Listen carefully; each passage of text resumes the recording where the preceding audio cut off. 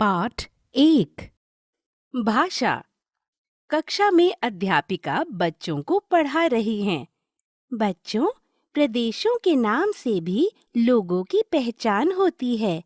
जैसे पंजाब में रहने वाला पंजाबी, गुजरात में रहने वाला गुजराती, तमिलनाडु में रहने वाला तमिल, राजस्थान में रहने वाला राजस्थानी कहलाता है।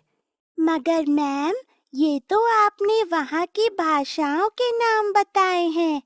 पंजाबी, गुजराती, तमिल और राजस्थानी तो भाषाओं के नाम हैं। इनके द्वारा ही यहाँ के लोग आपस में बात करते हैं। विपुल, तुमने ठीक कहा है। पंजाबी, गुजराती, तमिल और राजस्थानी भाषाओं के नाम भी हैं।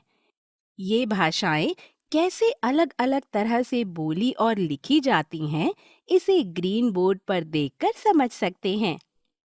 जिस भी तरह से किसी बात या विचार को अलग-अलग आवाजों, ध्वनियों में बोलकर या लिखकर दूसरों तक पहुंचाया जाता है, उसे भाषा कहते हैं। भाषा के रूप। भाषा के 3 रूप होते हैं: मौखिक, लिखित और सांकेतिक। व्याकरण के अंतर्गत हम केवल मौखिक और लिखित भाषा का ही अध्ययन करते हैं। अपने मन की बातों, भावों या विचारों को बोलकर दूसरों को समझाना और दूसरों की बातों, भावों को सुनकर समझना मौखिक भाषा है। गाना मौखिक भाषा का ही रूप है।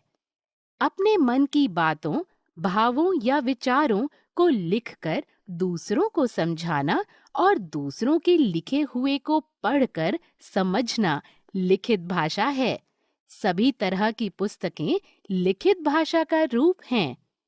नृत्य या नाटक में आंख, नाक, मुंह और हाथ पैरों की विभिन्न मुद्राओं, एक्शन के द्वारा जो बात समझाने का प्रयास किया जाता है, उसे सांकेतिक भाषा कहते हैं। संसार के सभी प्राणी आपस में अपनी-अपनी बोली में बात करते हैं।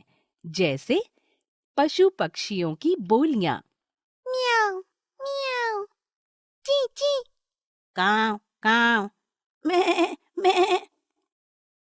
पशु पक्षियों की बोली और सांकेतिक भाषा व्याकरण का विषय नहीं है।